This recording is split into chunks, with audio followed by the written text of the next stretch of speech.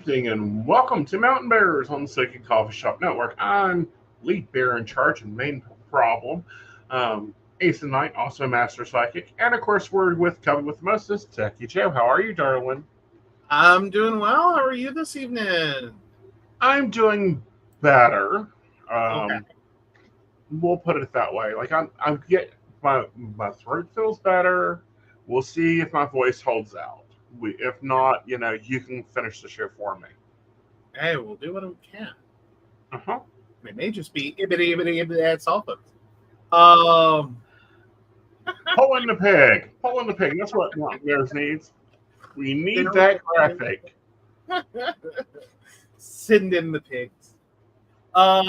So yeah. Yeah. Oh, well, that's going to be an Am I the Asshole conundrum, so I'm getting ready to send that one over. Awesome. Yeah. All right. So where do you want to start? I don't know. Let's just talk about pop culture, and then we'll go from there, shall we? Okay. So, Jeffree Star made his return to YouTube. He's been over on TikTok for about a year now battling people, and I'm not sure what the hell battling people is. I guess that is who can get the most tips. Okay. But he made his return. He is re-releasing his album after 15 years, and I'm like, hold it, your album has been out for 15 years since what? With a new track to it. And for those that remember, Jeffree Star's album is what gave him the money to start his cosmetics. Like, it is a long spiraling wind on Yeah. a few of them, actually. Like, if you start looking at some of the YouTubers, where they started or how they got their start, right, and then, like, where they are, it's like, that is such a wild ride. Right. Well, Beauty Killer came out in 2000. It's 15-year anniversary, so it's getting released. He's also doing the Beauty Killer makeup palette, which I wasn't impressed with because it's like, Jeffrey, we've seen this. So is that just a re-release or what were you talking? It was supposed to be a release, but it's like nothing I haven't seen from him or them. We'll use them. Sorry, them. It's nothing I hadn't seen from them.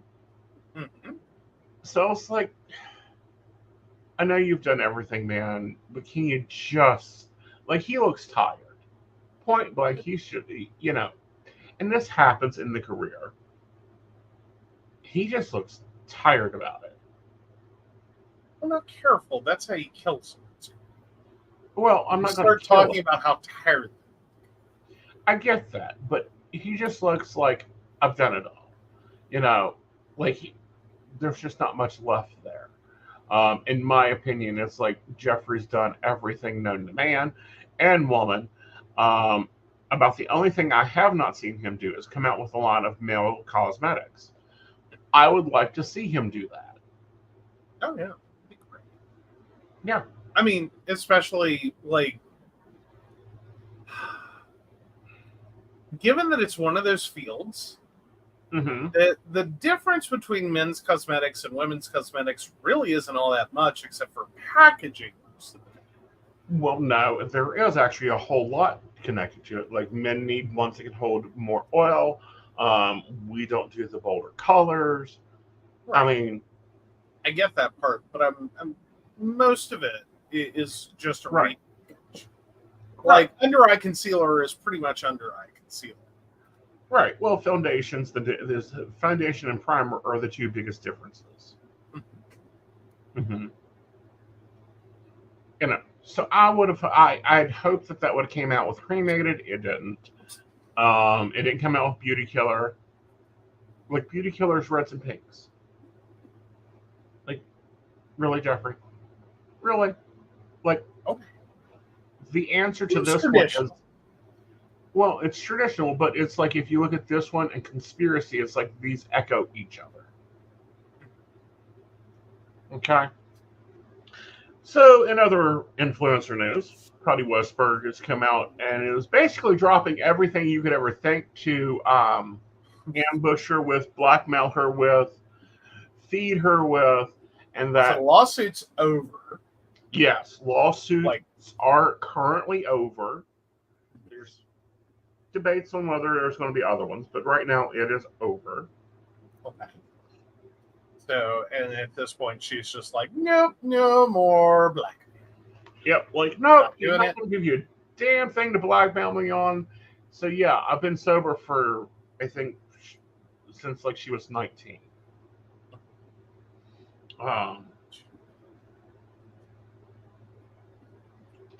There's currently a few YouTubers talking about that, and I think trying to like be gentle. Well, they're trying to be gentle with it, but at the same time, it's like, what? You know, huh? And it's like, didn't y'all ever see this? Like, I saw it and just thought, okay. You know, like her language, the way she talks, it is recovery language to me. Okay. Which, I mean, define that.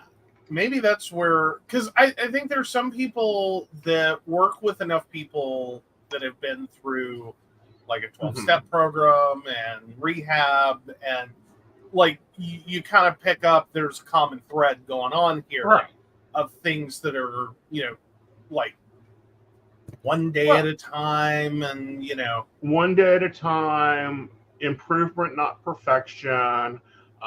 Sometimes it just is, you know, I can't have that person in my life because they're, you know, they're not safe to be around. I can't do that because it's not safe. And they're not talking about like they're an axe murderer. It's just, it presses the boundaries. this is someone who's going to contribute to me making bad decisions. Exactly. Like, I can see the line. Like, I'm going to try to one-up them. I'm going to go along with them. I'm going to want to drink if I have to put up with one more moment of them. Okay, well, granted, I was trying to not necessarily make it the person is negative and requires like alcoholism to be around. I was looking because I know that isn't all that it applies to. Right. That it's sometimes people are really fun, and it's like sometimes fun people are the wrong kind of fun. Right. And it's yeah. Remember, over tie and over lace anything you put on top of the car. Yes. If you think it has enough rope, it is not enough rope. But no, use more rope. I'm just in my mind looking at this and going, who would blackmail sobriety? Oh, anything for $1. Well, not only $1, but, you know, use it in a court case. Well, you know, she is a recovering alcoholic. Of 18 years, she's been inside. You know, not necessarily like happened yesterday. Exactly. You know, she's basically got a stack of chips at this point. Well, at this point, she's past the chip. She's moved on to like collecting cups and mugs.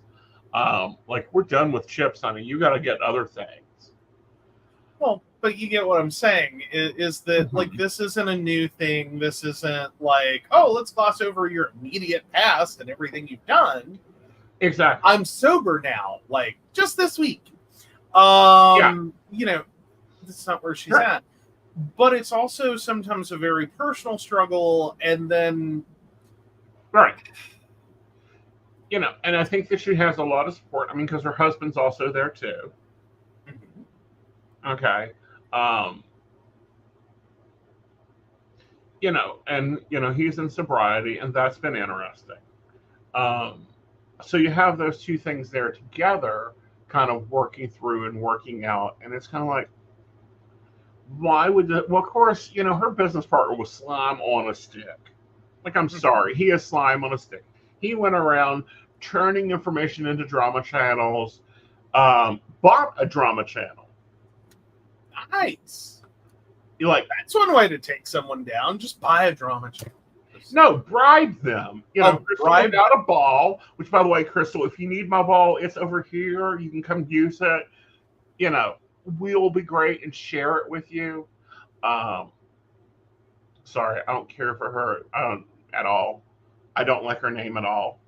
Yeah, that was. I mean, in connection, that's a really right. I mean, have some damn ethics. Of course, she's also the one that messed up once in other reporting, but oh, it's right there. See, right there. That's what it looks like, Crystal. You can go get one yourself. Anyhow. So he was like doing everything and anything. So I don't put it past him to try to use her sobriety against her, and not only in public image but in court images. Mm-hmm. Well, and there is a stigma attached, and right. if you don't clarify, and it's sometimes the importance of controlling the narrative. Mm-hmm. Like, it's actually a thing. Like, usually when we use the words control the narrative, it is about like doing something nefarious and trying to get in front of it. Right. And, write the story that you want told about yourself. But it is really important in things like sobriety to be like, whoa.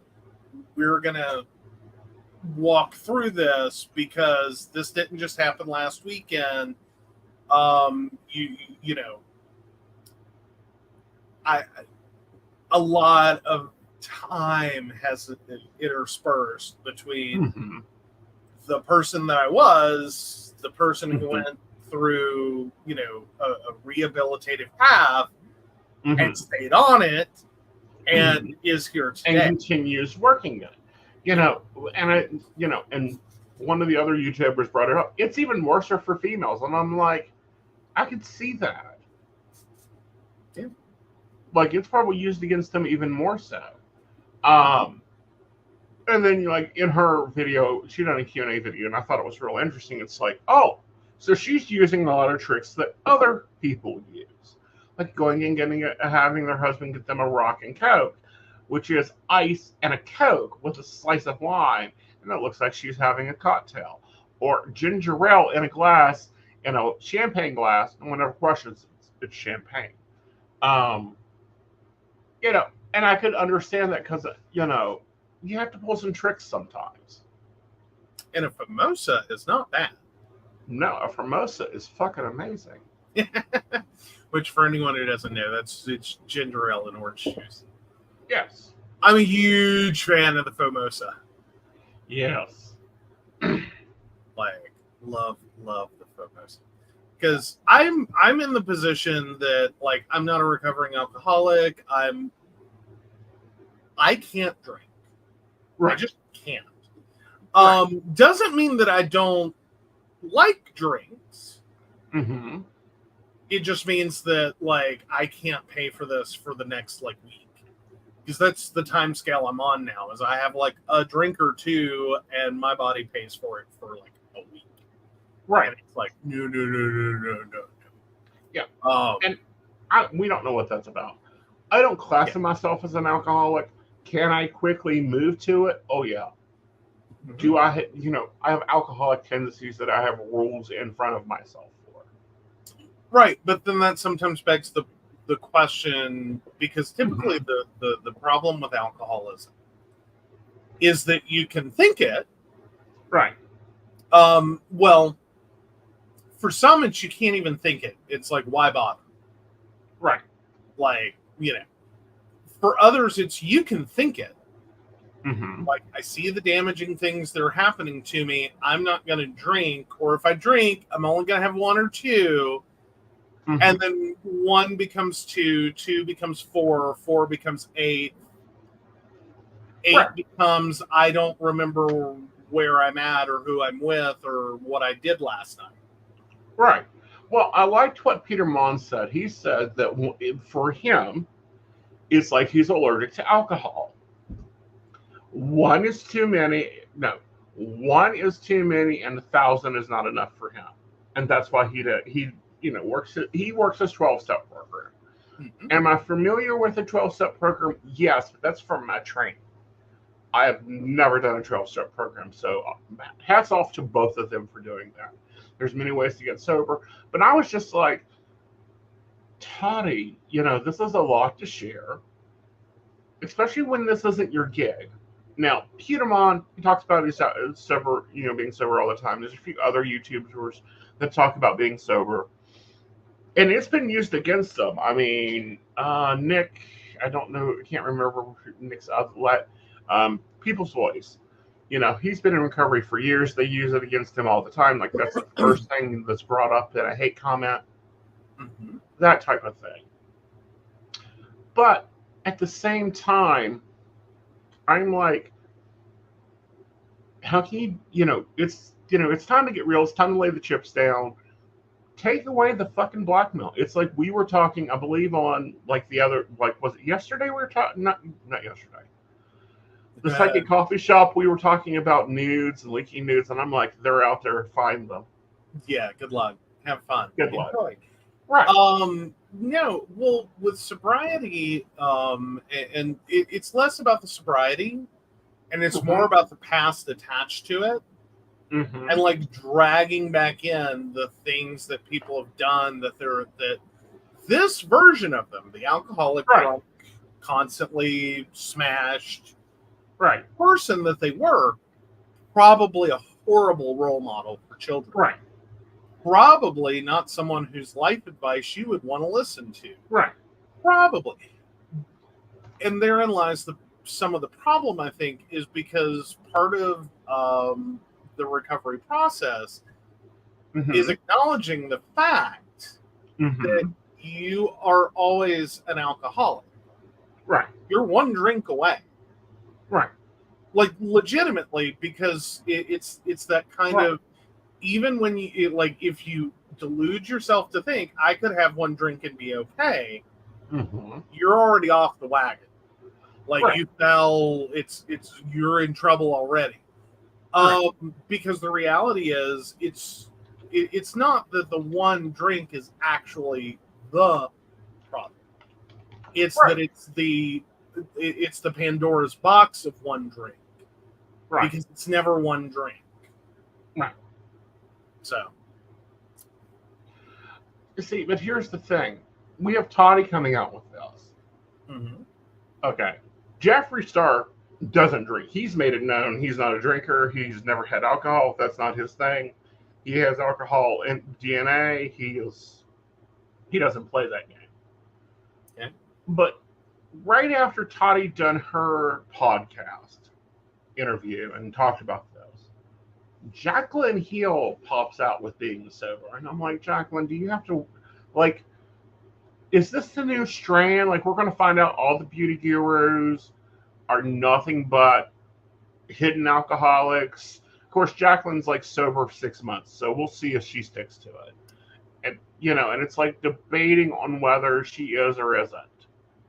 Has gone on because there is no evidence of her doing a program. There is no talk of her doing a program other than one podcast. It isn't like Toddy did 2 other videos and Q&A and, has been donating to multiple things. That, looking back, it's like, I see what you were doing there.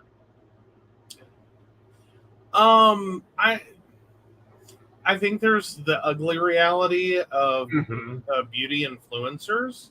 Right. That typically when you see something like normally talking about a product or a process, a procedure, something you can do cosmetically, one mentions it and then everyone does it.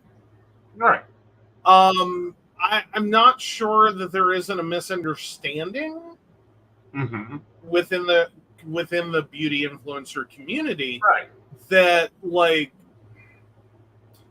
sometimes you might not want to jump on a trending topic right now.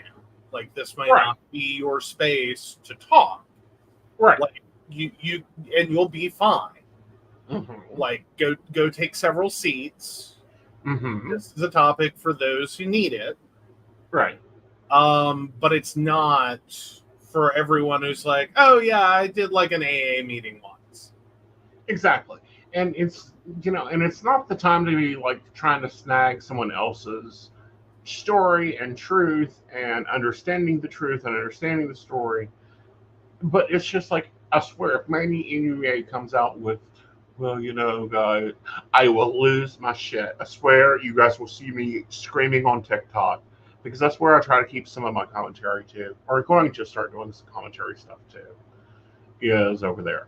But it's like, Jacqueline, put it up, hang it up, go back to doing your little home goods and eating your grilled cheese sandwiches, and shut up. So not a fan. All right. No, and here's the reason why I'm not a fan of Jacqueline Hill. Okay, one, let's not forget Lipstick Gate, where she released expired lipsticks. Let's not, let's not forget that, she claimed she was the CEO of her company. She never even owned the company. Like, not even a breadcrumb of the company. We found that out in the bankruptcy from the company after, a few of her failed launches. And then, we start looking at the other things that occurred to her. I'm not a fan of her at all. I'm also really not happy with her right now, because the only time she ever comes out and puts out anything is when it is a release or she's selling something that's undisclosed. But anyhow, I'm wondering how many. Oh fuck, Wendy Williams was correct. Has been happening over the past few days.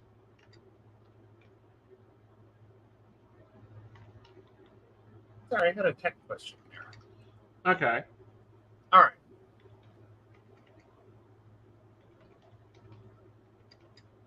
Since Diddy got arrested. Oh yes. Yeah. Yes, John Diddy Combs arrested. This story's so weird. Like, there's so many things going on. Like, so he's been in prison.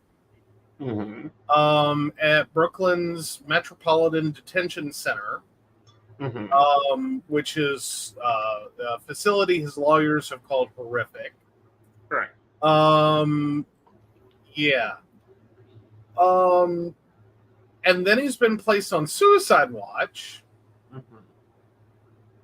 So he's charged with racketeering and sex crime charges. Meanwhile, all of that's going on. They're still pulling evidence out of his house. By the case. It sounds like by the truckload. Right. Though I don't know that it all necessarily at this moment makes sense. Because there's some weirdo evidence. Or at least some weirdo comments being made about evidence. Including, like, I think it was like 700 and some dildos. Right. Which I'm trying to get, because I think that number keeps changing. Well, I think that it keeps changing because they keep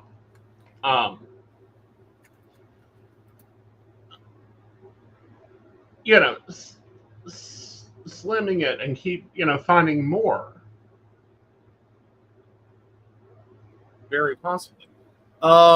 So yeah, apparently guns, ammunition, drugs, and large amounts of baby oil and lubricant related to alleged violent sex events dubbed freak-offs were found during the raid of music mogul Sean Diddy Combs' Miami Beach mansion, according to a new federal indictment charging him with sex trafficking and racketeering. So, yeah, apparently he hit and abused women for over a decade and presided over an empire of sexual crimes as he engaged in a persistent, pervasive pattern of abuse towards women and other individuals. So this goes back to allegations from 2008. Right. But I'm trying to, sorry, a lot of this has been popping on social media just as the image. And it's like, so I don't want to necessarily, it sounded a bit insane. Well, it sounds insane. It sounds insane, all of this. However, Wendy Williams called him on this back in 2008. Back on the radio show, back when she was on radio, she gave him hell over this. She said this. Yeah, so apparently, like, it's not just that they're pulling bottles of lube. Mm-hmm. Like, it's mansion. I could see having a few. Mm-hmm. You know. More than 1,000 bottles of baby oil and lubricant. Right. What the hell? Like, that's not a small amount. That's not a reasonable, like, how do you... Right. That just sounds like you have a closet that is nothing but. A storeroom, actually, probably. Oh, yeah, possible. Okay.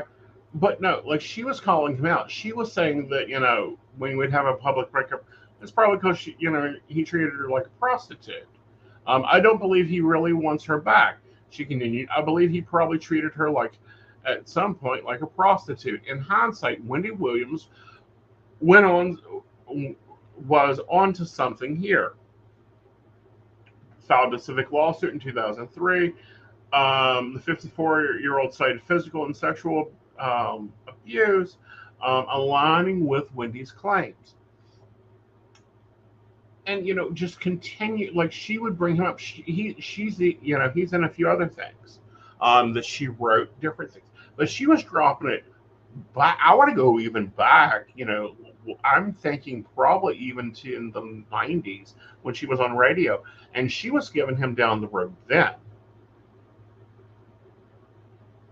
Like, it just seems like this all sort of suddenly, though, popped in. Mm-hmm. Like, all of a sudden, Mm-hmm. here we are. So is anyone making any, like, guesses, I guess, so to speak, at this point? Educated would be nice, but, like, how he, like, this isn't just, like, a couple of years. No, I mean, Like, because this is well past the decade. No, this is what. Okay. 97 is when he sent a group of girls to jump her. So 97, when she was on Hot 97,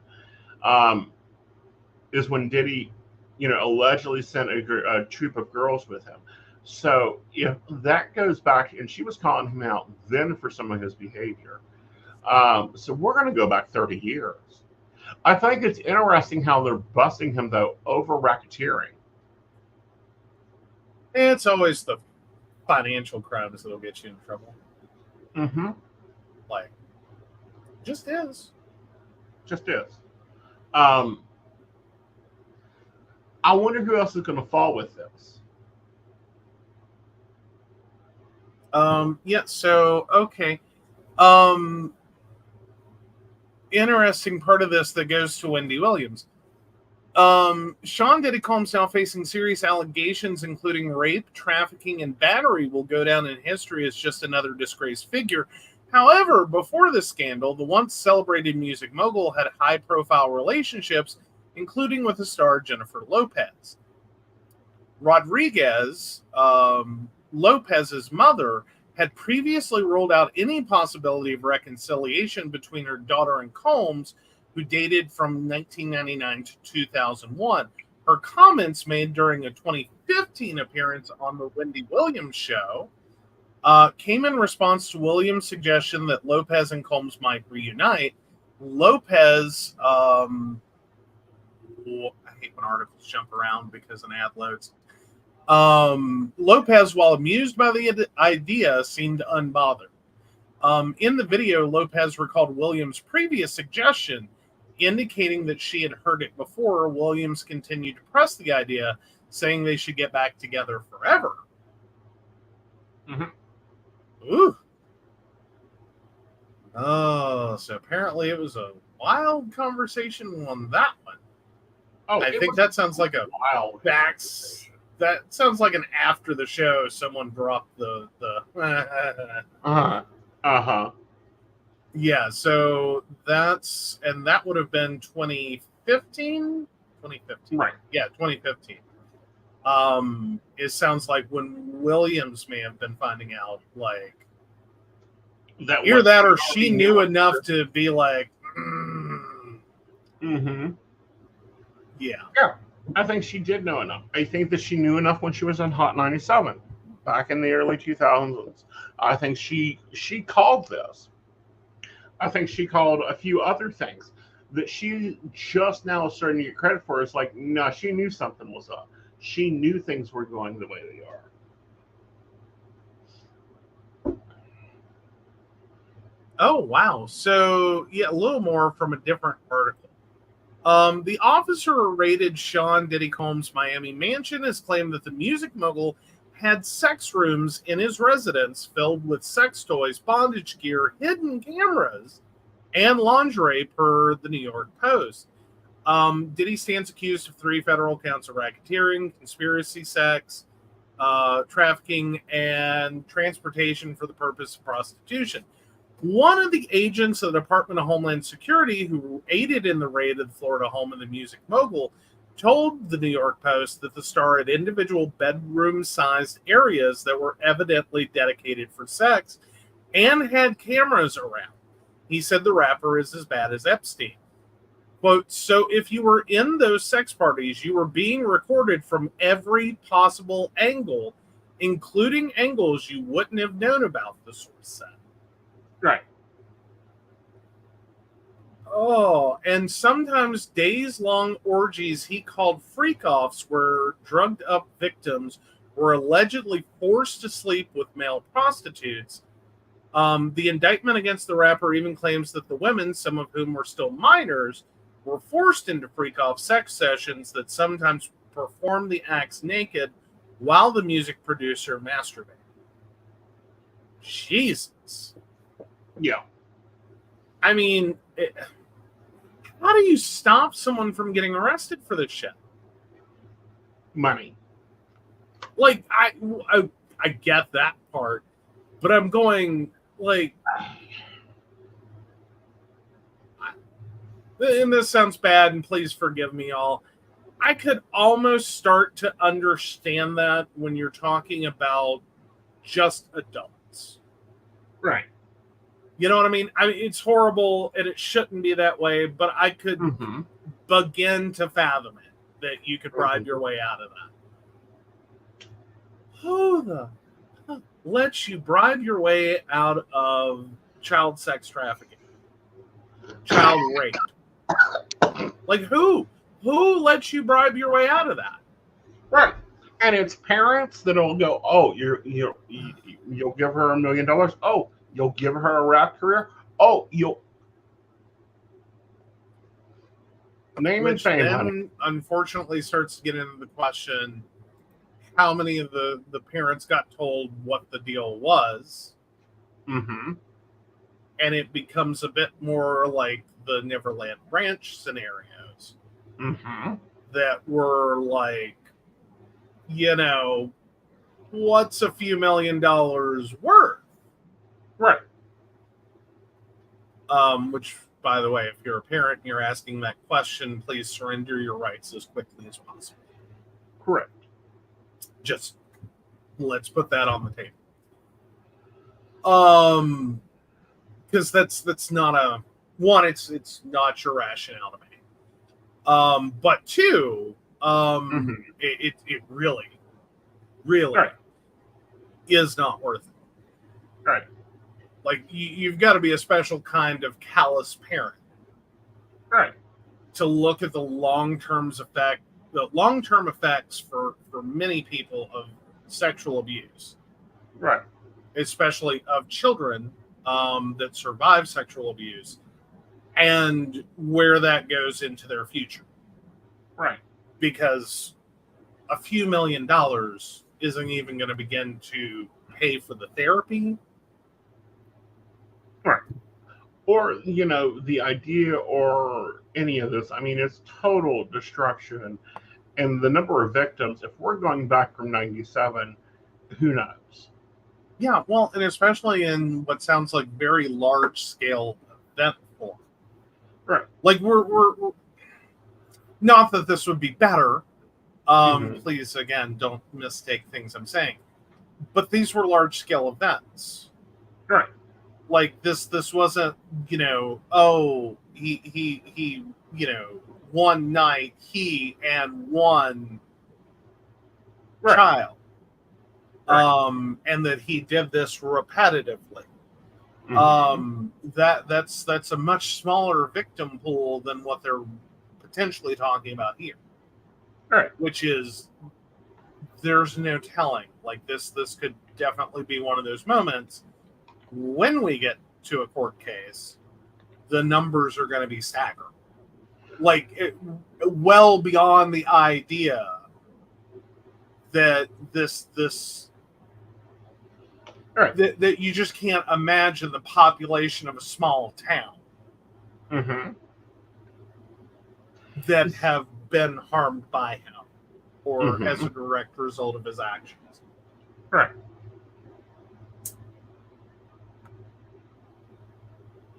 It will be interesting to see what happens with the case because the feds normally don't bring a case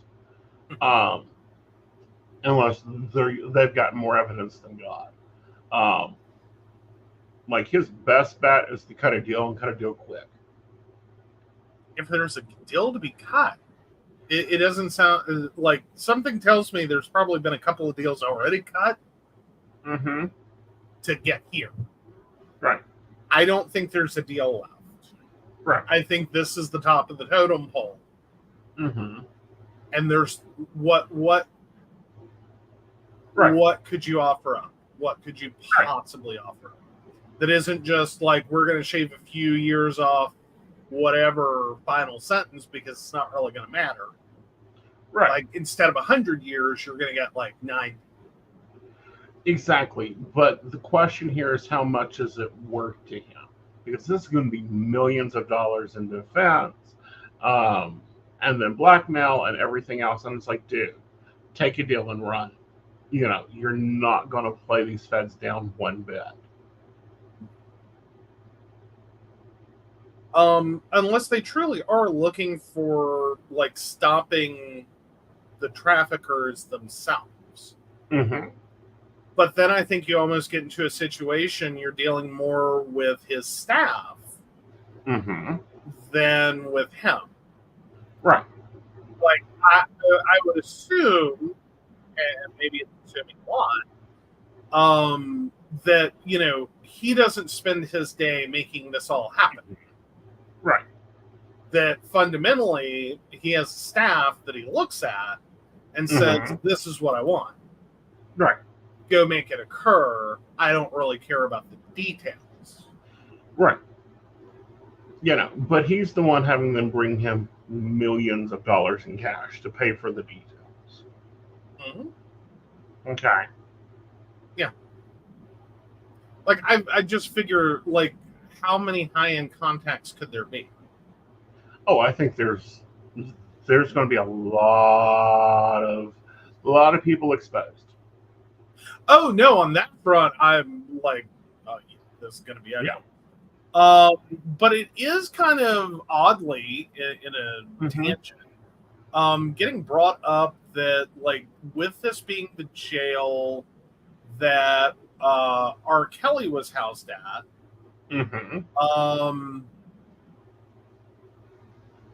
as well as I think it's the same jail. Was it the same jail that Epstein was held at? So there's a lot of concern that he's already on a suicide watch. Based on at least the Epstein history and the fact that there's been allegations that this is a very grossly abusive prison. Well, this is a grossly understaffed prison with very complicated situations. So with that, yeah, it'll be interesting. Okay, it'll be interesting what happens. I think his lawyer's going to continue throwing a fit.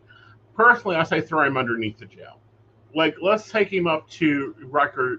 Let's put him not only at Rikers Island, but there's an island outside of Rikers they're used to use for people they didn't think would ever be reconstituted to the population. Add him there. I mean, granted, the prison's not been in use since like the 1800s, but I'm sure he can suffice on it.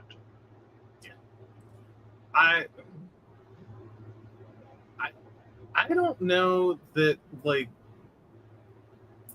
I don't know that they're going to be able to, if he is convicted and sentenced. Mm-hmm. I don't know that they're just going to be able to throw him in a standard prison. No. Like, I don't know how that works. Right. Like, one, just the severity of the crimes he's charged with. Like, if all those go through. Right. Like, and it's as bad as I'm thinking it's gonna be. Right. I think you're at the level of, Pol Pot or Stalin and it's just like lock you in a room and stare at you through a window. Like, that's all we can do. Right. Like, it's a level of criminality that's not, well, you did a horrible thing, here's your punishment, we release you. Right. Hopefully, we fixed whatever that was. Right. And hope you do better, like you've received your punishment, whatever. I don't know where you, at right. some point, and it's a horrible word to use in the sentence, or in this instance, but it's so mind-bogglingly astounding right. that it's like, just stare at the exhibit that he is for the horrendousness of the crimes he committed. Mm-hmm. Like, that's all you can do. Right. There's a lot else that can be done. He's got assets that, we can use to pay his victims. Much more than he paid them off. Well, and that's if, and it's unlikely that's going to exhaust. Right. Because I'm curious what his estimated net worth, and that's before knowing, or without calculating, what he was worth because of his illegal activities. Right.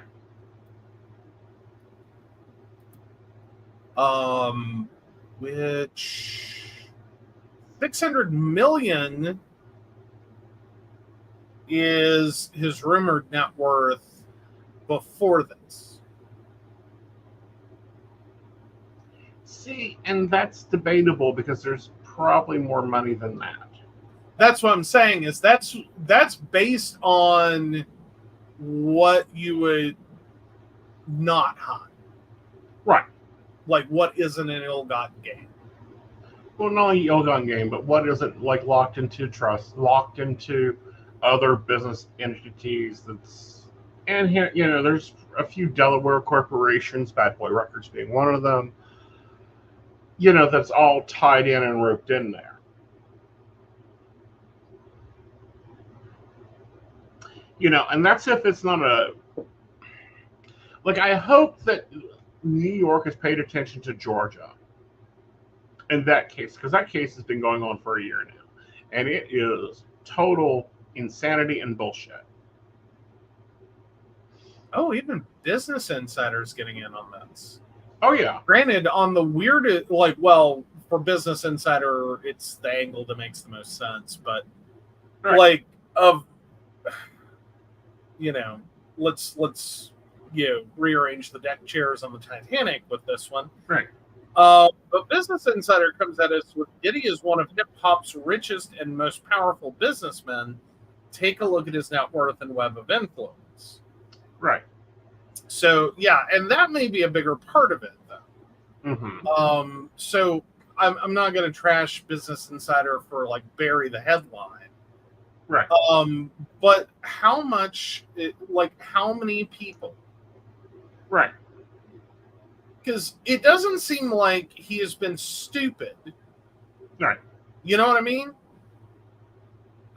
I wonder how many people are on speed dial, and it's like, oh yeah, the feds are never going to find those videos.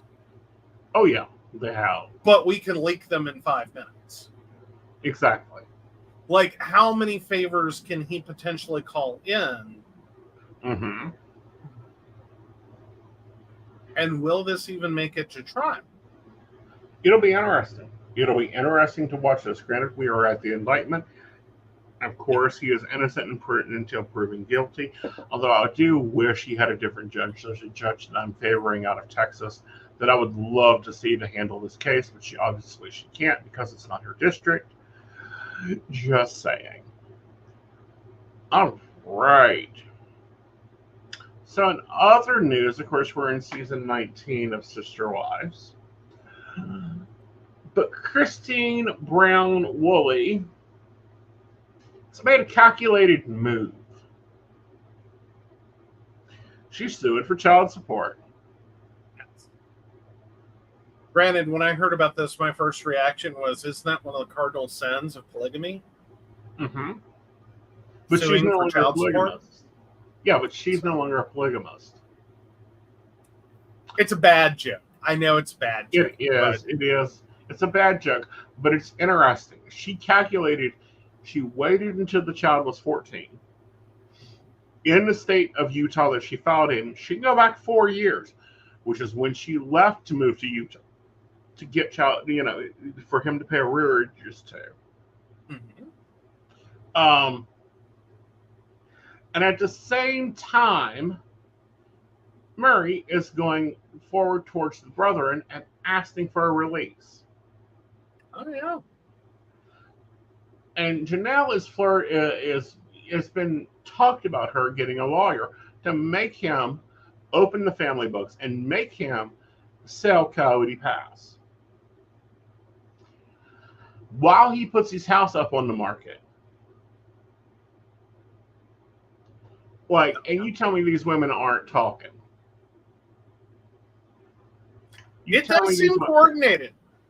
I will say, I know I think we can all at this point, wholeheartedly agree. Right. Cody plays the victim card a lot. Still is. Or how horrible everyone is to him. Mm-hmm. I don't know that, he's entirely wrong. Right. I don't think it's undeserved. Let's get that out of the way. But I don't think he's entirely wrong to believe that, they're working in coordination. Right. No.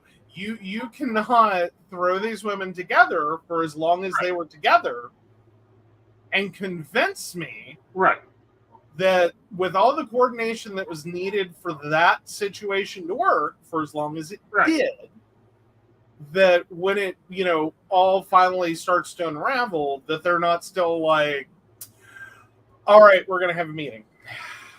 Mm-hmm. Bam, bam, bam, bam, bam. Right.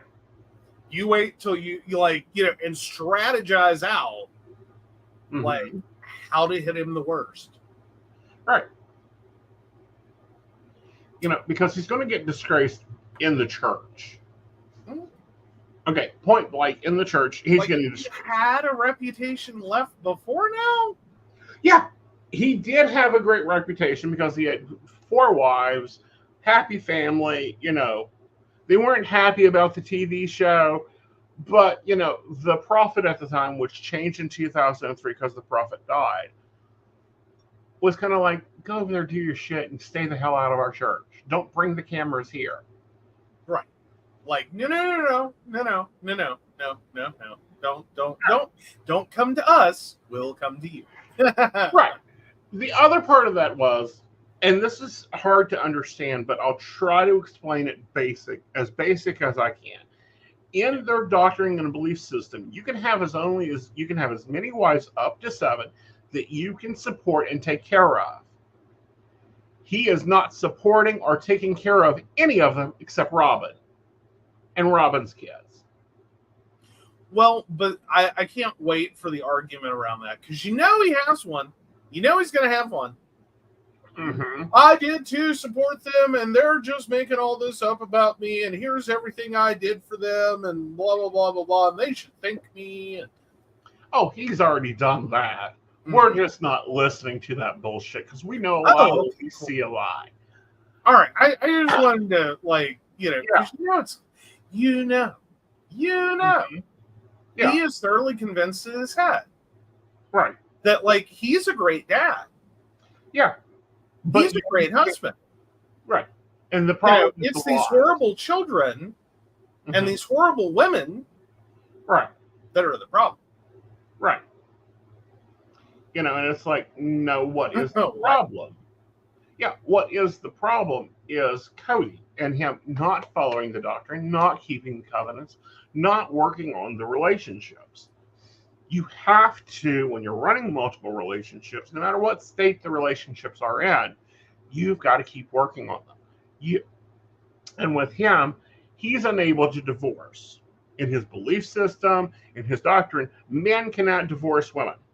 Women can divorce men. Of course, they've got to prove abandonment, neglect, which there are 19 seasons of it. Brethren, if you want to look at that, feel free to sit down and I will get, and I'm sure Mary has got the tapes timestamp. Handing them out. Ooh. Oh, I just caught a quote. Uh-huh. I don't know if this is wishful thinking. Okay. All right.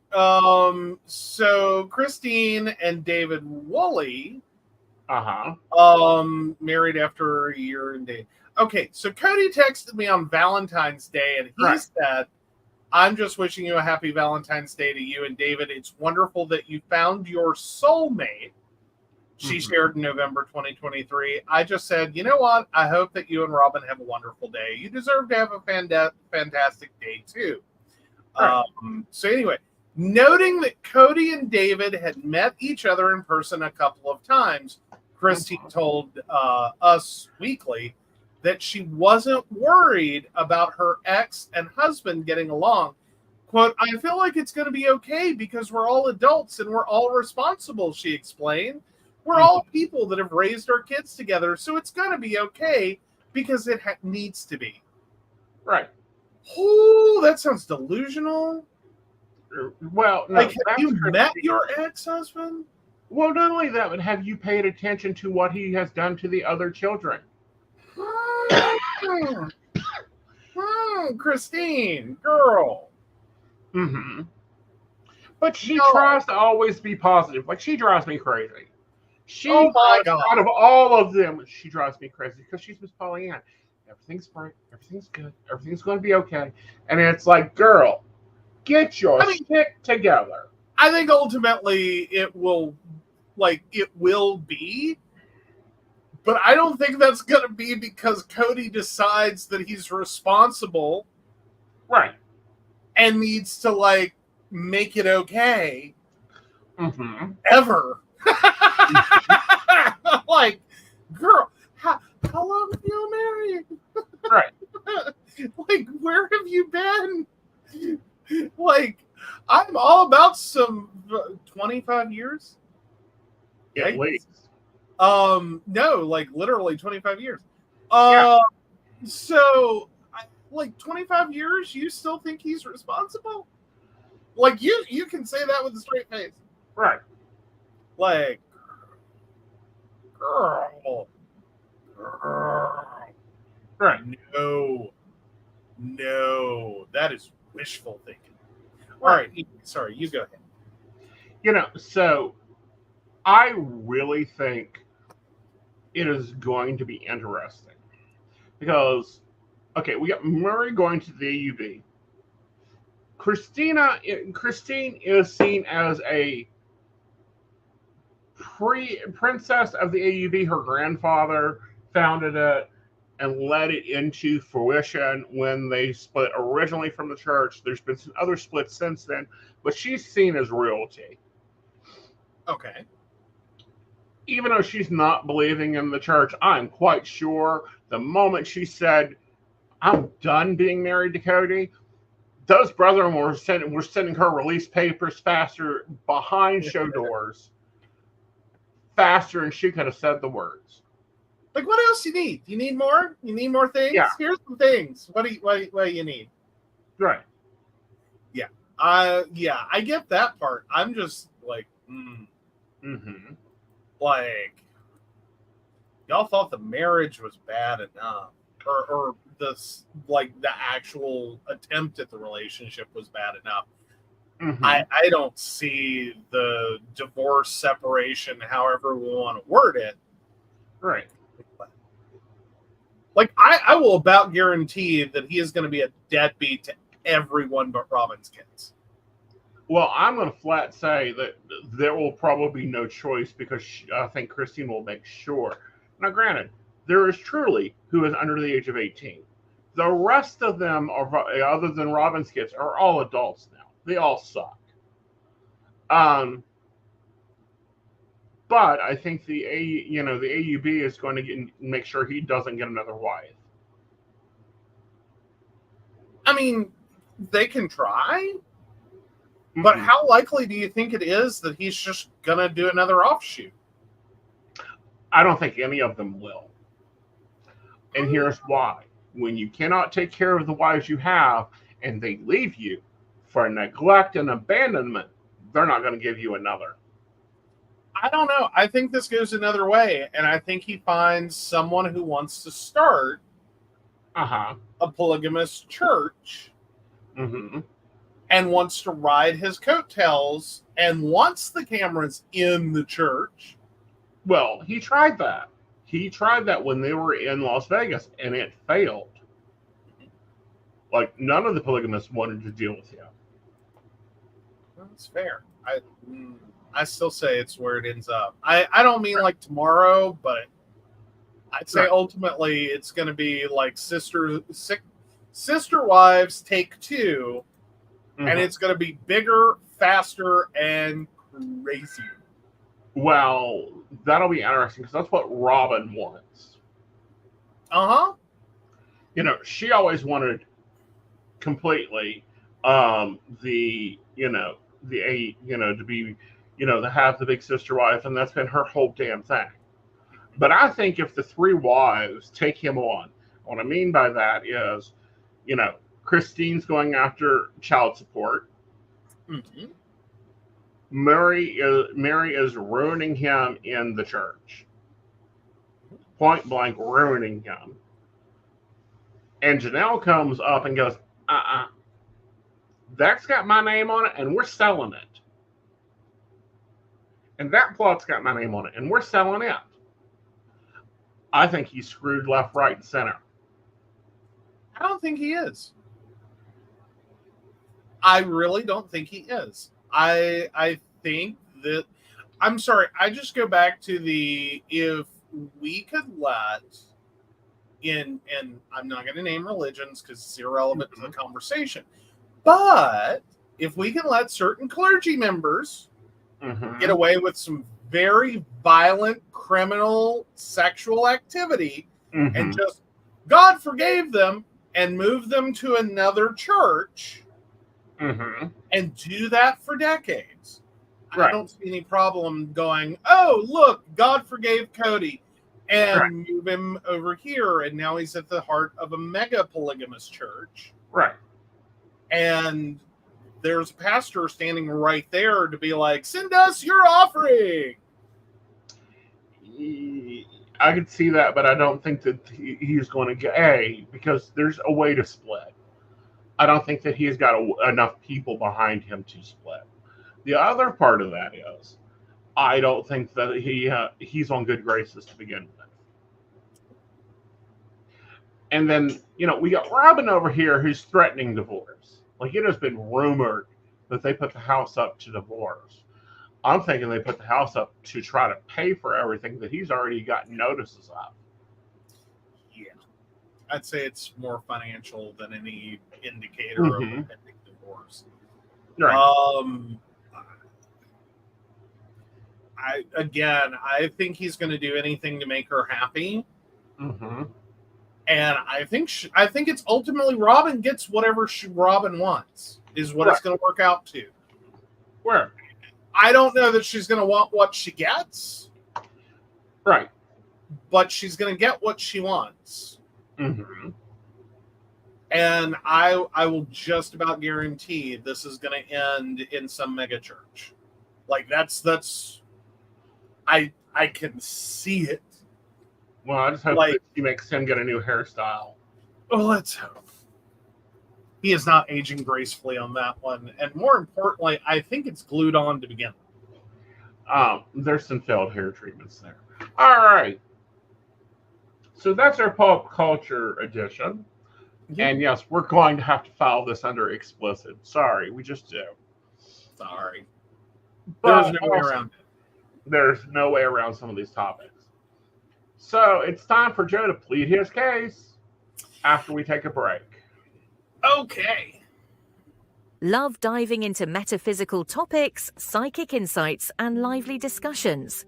Now you can help keep the conversation going. By becoming a Patreon supporter of The Psychic Coffee Shop, you'll gain access to exclusive content, behind-the-scenes insights, and special perks just for our patrons. Join our community and ensure that your favorite psychic show continues to thrive. Your support helps us bring more enlightening episodes, special guests, and deep dives into the world of the unseen. Become a patron today and enjoy a cup of wisdom with us every week. Click the link to join the baristas and unlock exclusive content. Thank you for your support. Unlock your full potential with Aeson Knight's life coaching. Are you ready to take control of your life and manifest the future you deserve? Aeson Knight, a seasoned life coach and master psychic, is here to guide you on a transformative journey. Whether you're navigating personal challenges, career transitions, or seeking spiritual growth, Aeson's life coaching services offer tailored guidance to help you achieve your goals. With Aeson by your side, you'll discover the tools to overcome obstacles, embrace your true self, and create a life filled with purpose and fulfillment. His unique blend of spiritual insight and practical coaching empowers you to turn your dreams into reality. Ready to make a change? Book your session today and start your journey to a more empowered, balanced, and joyful life with Aeson Knight. Click the link to schedule your first session and step into your power. Are you ready for an electrifying podcast experience that keeps you coming back for more? Join Aeson Knight every week as he takes you on a journey through captivating shows, each exploring unique and fascinating topics. And here's the best part. By subscribing, you'll never miss an episode where you can get your burning questions answered live on air, absolutely free. Whether it's relationship advice, career guidance, or mystical insights, Aeson's podcasts have got you covered. When you subscribe, you become part of a vibrant community, engaging directly with Aeson as he shares his wisdom and leaves you feeling empowered and enlightened. Don't miss out. Subscribe now and be part of the conversation. What you'll get by subscribing: Monday 5 p.m. Metaphysics. Today, soulful conversations with Aeson Knight and Firefly, exploring the essence of metaphysics in today's world. Tuesday 8 p.m. The Psychic Coffee Shop. Dive into current events with a psychic twist, featuring special guests and thought-provoking discussions. Friday 9 p.m. The Mountain Bears Podcast. Lively discussions from a gayish, techy-ish, bearish perspective with Aeson and Joe. Sunday 5 p.m. Psychic That Plans. Get a weekly tarot energy overview and time management tips from Aeson Knight. Click here to subscribe now and never miss an episode. By subscribing, you're not just tuning in, you're joining a community of curious minds and ensuring you're always in the loop with Aeson's insightful and interactive shows. Don't wait. Hit that subscribe button and get ready for an amazing podcast journey. Ready for an enchanting journey of self-discovery? Join Lord Aeson Knight in our Wicca courses. Unveil the secrets of Wicca. Explore deity relationships, rituals, and more. As a third-degree high priest, Aeson Knight guides you toward empowerment and enlightenment. Enroll today and take your first step into the magical circle. Click the link to begin your journey. Psychic Saturday. Get 50% off with Aeson Night every third Saturday of the month. Don't miss out. Book now. All right. Welcome back. Yes, Psychic Saturday is this Saturday, for those wondering. All right, plead your case. Am I the asshole for refusing to let my son-in-law move his new girlfriend and her 10 kids into my dead daughter's home? 1 decade ago, I, 64 female, bought a large 7-bedroom house for my daughter and her husband, 35 male, after they found out they were expecting a baby. My darling daughter and granddaughter tragically passed away 8 years ago in an accident. The loss of the 2 most important people in our lives was the most devastating time my son-in-law and I had ever experienced. In these past few years, I've gotten closer with my son-in-law, and I consider him the closest thing I have left to a child. I allowed him to keep living in the house I bought. 4.5 years ago, he met his current girlfriend, 34 female, at a grief support group, and they began dating. She had 4 children, 17 female, 14 female, 12 male, 5 female, from 3 previous relationships. She'd also adopted her stepchildren, 11 female, 9 male she had from her late husband. Since they started dating, she has also become the guardian of her younger siblings, 10 female, 7 male. And her eldest daughter had a son who is now 4 months old. My son-in-law is seen as a father figure to his girlfriend's kids. He looks after them while she works, sometimes drives them to and from school, helps take care of the baby, and does the things a father would typically do. Honestly, I never thought it would last this far. His girlfriend has been going through a lot of financial problems. She lives in a small 3-bedroom apartment and relies heavily on my son-in-law for money. In the past year, she has quit her second and third job due to the money she gets from him. His girlfriend recently found out she was pregnant. He decided that this was a sign to take their relationship further and move his girlfriend and soon to be 10 kids into the home. I said absolutely no chance. I bought this home for my daughter and granddaughter. He argued that I previously promised to allow his future family to live in the house. While I knew that he would have to move on eventually, I said that assuming he wouldn't date a single mother of 10 kids, I said she was using him as a way of providing for her litter of kids, and he was disrespecting my daughter by moving a woman like her into my daughter's home. He said his girlfriend was having his baby, and he had a duty to take responsibility. He said she's a hardworking woman who overcame a troubled upbringing and cares about children, even if they're not biologically hers. I told him that the house was legally still mine, and I refused to let her move in. He claimed that they were in a long committed relationship and moving in together was long overdue. I said they could do whatever they want as long as she stays out of my daughter's house. He accused me of being judgmental and elitist. Am I the asshole? So the reason they think they might be the asshole, I refuse to let my son-in-law move his new family into my dead daughter's home. No, not the 2, asshole. I may be coming off as judgmental. All right. Where are you at? No, not the asshole. Okay. He should have done got up and moved.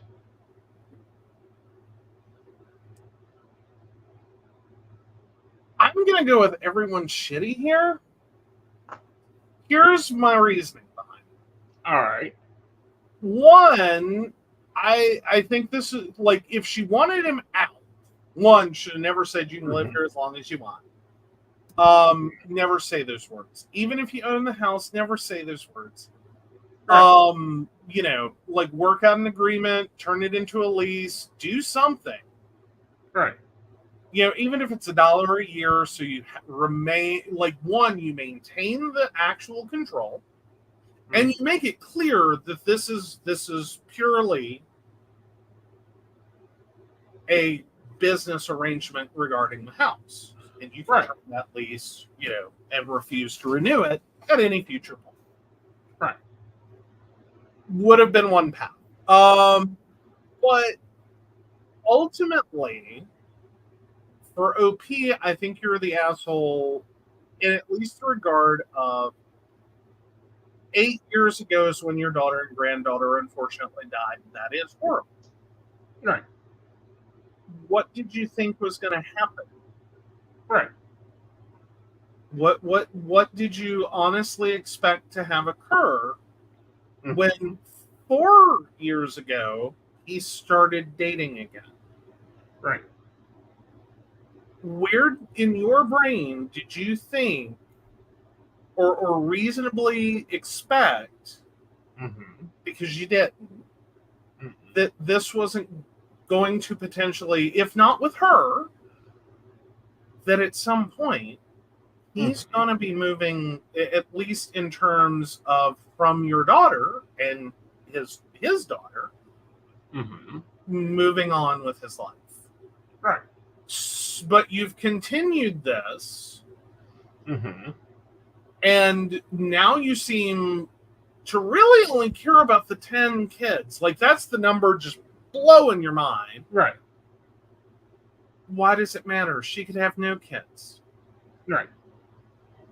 Why like you have issues to work through there. 2, you want to say this is the closest thing that you have left to a child, which I can understand. But on the same front, you seem to want to be very controlling about it, right. Which kind of tracks with the fact that you bought a house for your daughter, right? But you didn't actually give it to, right? You know what I mean? Like, you retained ownership, right? So clearly you have some control issues. Now, on the son-in-law's side of this, I think you were very poorly planning, right, to believe that, given that you're living in the house that your mother-in-law gave her daughter, but didn't actually sign over to her, so that it could pass through probate and become your home. Right. That you were going to be able to fully move on with your life, and your mother-in-law not have some issues. Exactly. Especially given that you don't actually own the house. And well, I'm just thinking of the creep factor here. Yeah, the words, like some of the stuff he's saying, and I'm loath because it's OP to 100% believe that's exactly where he went. Right. But because it's not a logical argument, so I'm thinking it might be part of what she heard, but not necessarily either all that he said or what he actually was talking about. Right. But if it was all that he said, is like this, oh, you're supposed to, just let me have it. Yeah, that's problematic. That's why I'm like, you're not an innocent victim here, dude. Right. But again, dude I don't think moved out 4 years ago. Okay. Dude should or have longer. moved out or longer. Yeah. Okay. Like, at the point in which you were ready to start dating, I think you really needed to stop and consider. Right. Where are you going to live? Because this isn't going to work out well for you long term. I think ultimately you've kind of taken advantage of the situation. Although I will say that I think OP gave you the opportunity to take advantage of the situation. Right. Despite every indication, you are moving on with your life. You are dating other people. It's at the point in which you are moving your girlfriend in that her brain makes the connection to, you replaced my daughter. Right. And my granddaughter. Right. That I tragically lost 8 years ago and sent her into a grief spiral. Well, not only Which that, is but ultimate. there are some things that we say when we're going through grief, when other people are going through grief. Mhm. One of them got me this relationship, but let me know if there's anything I can do for you. You know, oh, you can stay as long as you want. Oh, you know, that's no big deal. That's kind of like, get real. Right. And if we were just talking about like in the immediate aftermath of like Right. the death and the funeral, take all Right. the time you need.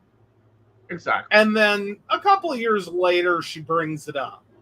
Maybe Right. at the point in which he starts dating Right. and goes, you know, now might be a good time to start looking for someone else. Yes. Like, because I'm going to really struggle with the idea of this house that I bought for my daughter Mm-hmm. and my granddaughter Uh-huh. being lived in by some other woman and her kids. Right. And then the other side of this, I'm going at it from the side of the person dating this widow, or the creep factor. Because you know, as a man, he has not he has not changed the bed. He has not changed the furniture.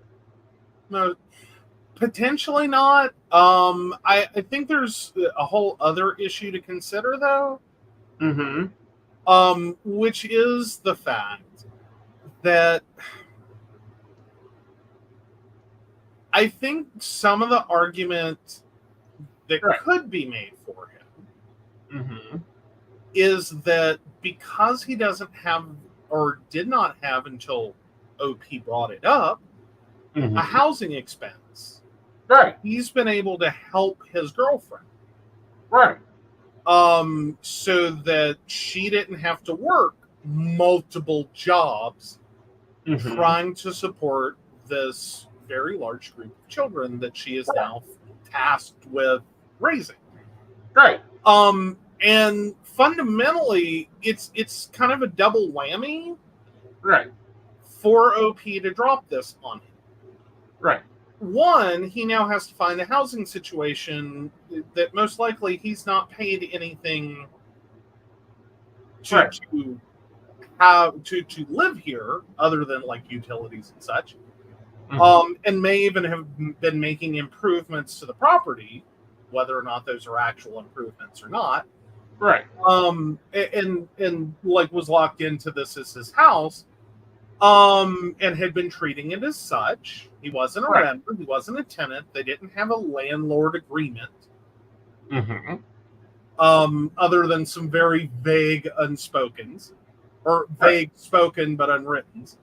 But then there's the aspect of, so, okay, that just jerked this money, which in this economy right now, looking at housing for oneself is probably in the neighborhood of $1,500 a month.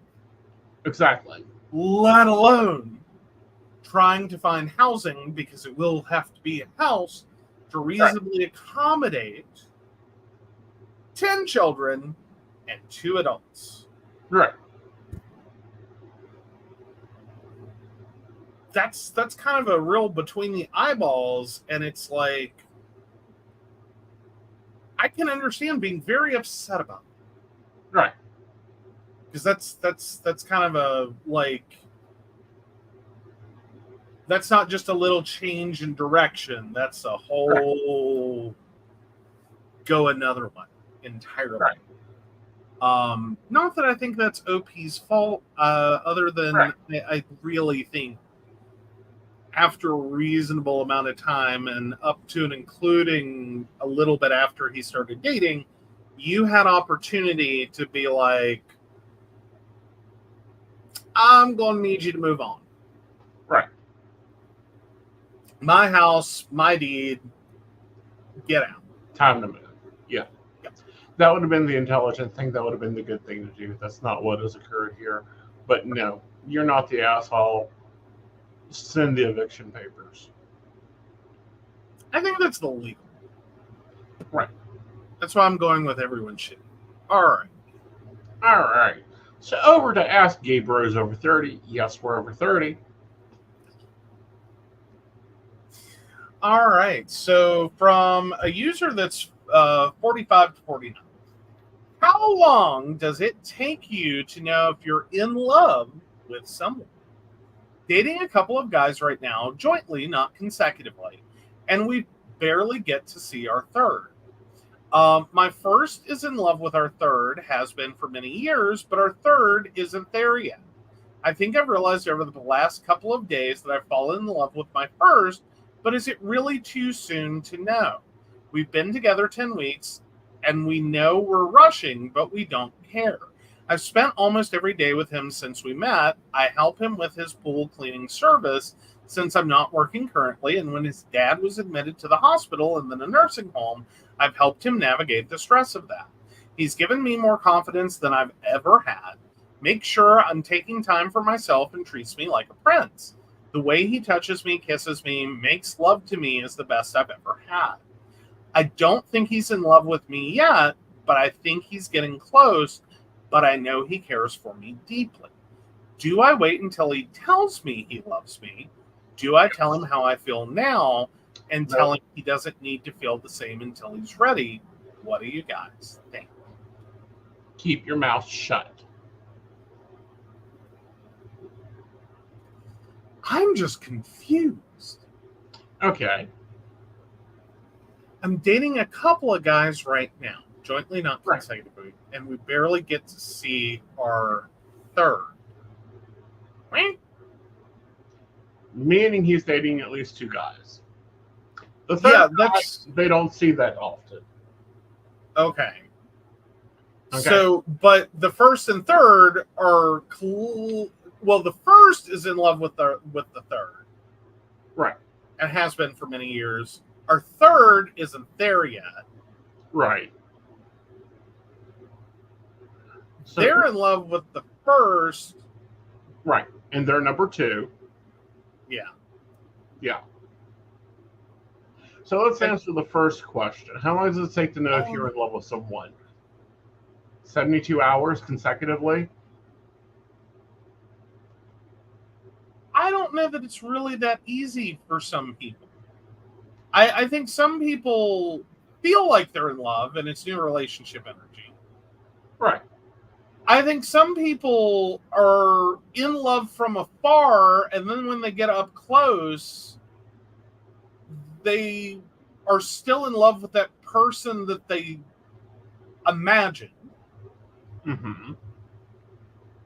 And sometimes you kind of have to fall out of love with that person to actually fall in love with the person you meet, which I'm afraid is what's happening right now with the first and third. Right. Meanwhile, the second is physically there. Right. But it sounds like that's more convenience. Right. Like friendship plus plus. Basically. Yeah. Yeah. And I don't know if in the midst of a fantasy relationship, for as long as that continues to go. Right. I don't think that OP's ever going to find themselves until the fantasy relationship dies. That the first is even going to have an opportunity. Right. I think 1 and 2 are already into a deep relationship. They may not know it or not, but they are. Yeah. 3 is in an F plus, friends plus benefits package with 1, and is trying to get to know 2. Yes, this is math. Yes, we're playing baseball, and who's on first, who's on second, and where's the home run? Right. Someone probably technically 1 is on third base. But at the same time, 1, don't be saying shit. Okay? You wait till he says it. Why do you wait till he says it? Because he needs to be ready himself.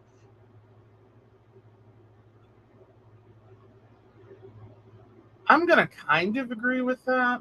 I mean, we can't all wait till he says it. Like in gay relationships, that's just going to go badly. Because that means everyone's waiting at the stop sign.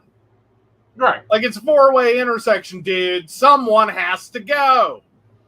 Well, you know, personally, what has worked out best for me is to wait and go, okay, see where this goes.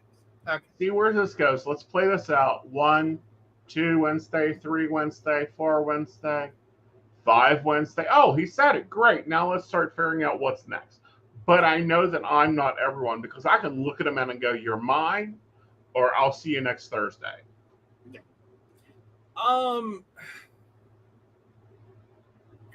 I think right now, like, the question isn't the question. Right.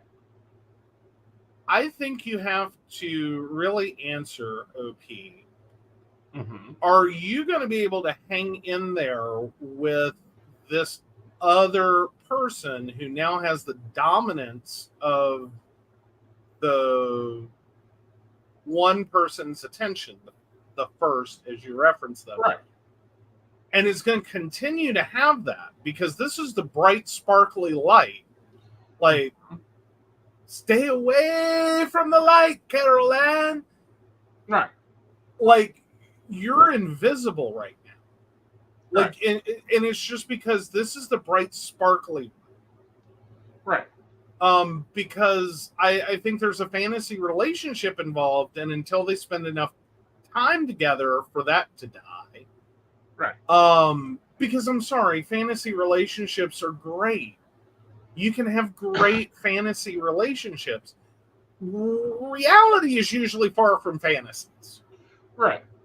Okay. And then you have to figure out if you even like that person. Well, and that person and them are still dating because it is a Right. poly situation.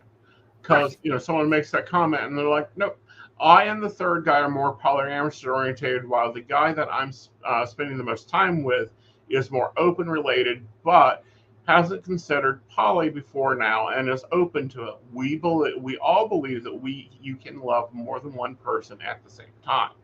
I'm also going to date the guy he's in love with, so it's more of a thoughtful situation.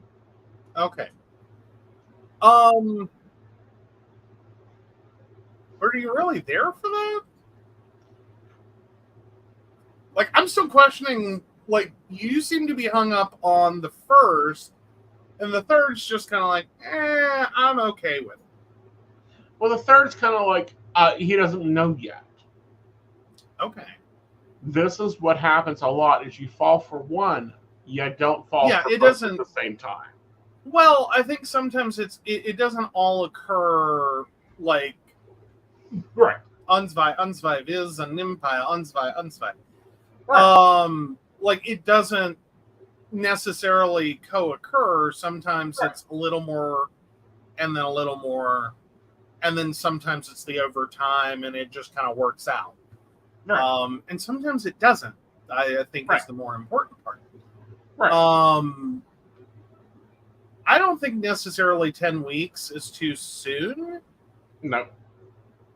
but I also think that this is going to be a winding one. Yeah. I'm kind of at, if that's how you feel, speak your feelings. Right. I mean,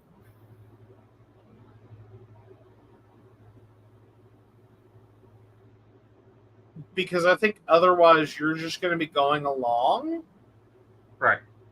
and like filling in the blanks for him, Right. which you're already doing, Mm-hmm.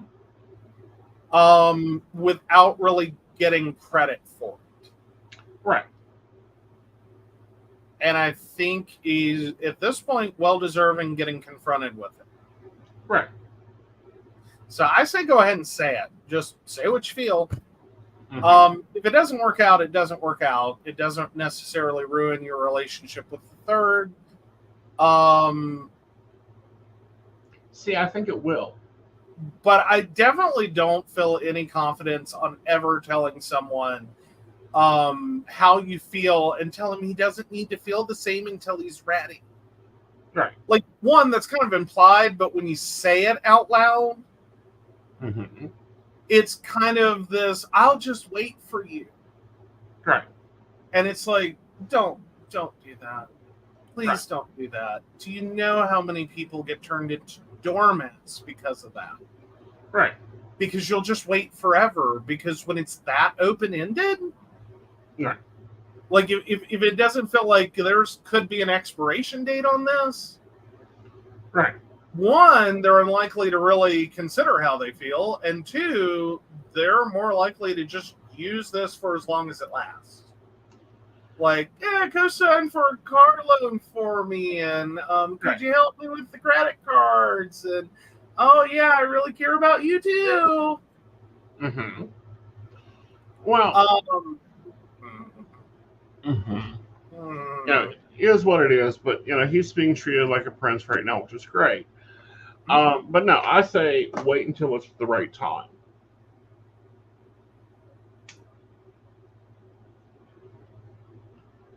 And part of that is learning to explore the other person that you're lightly dating. Okay. All right, let's go. And survey says, am I the asshole? Nope, you're not the asshole. 100% no asshole here. Oh, wow. So everyone's on board with, like, mother-in-law owns that damn house. Get your fucking shit out of mine. Exactly. Okay. All right. All right, guys. We will be back on Sunday at 6 p.m. for Psychic Ziplands. Took me a minute there. There may be a pop-up live if I get there, but we'll see. Cool. Yeah. Okay. All right, guys. You have a great night. Hey, we got some people to thank. Yeah. So, of course, we want to thank Beverly Walker, Mika G, Brenda, Joan Owen, Shannon C, Shannon D, Lady Gwendolyn, Caitlin Bell, Devin, and Maria Meyer. Right. If you'd like to learn more about us, the show, or how you too can become a Patreon sponsor, please visit us at pcspnetwork.com. And we have a new one. Ooh, that's right. Yeah. Yes, Bella Branson. Welcome to the Baristas. Hey, welcome, Bella. Yep. You'll be getting updated into the list this weekend, hopefully. Yes. All right, guys. You guys have a great night, and we'll see you later. Bye, y'all. Bye.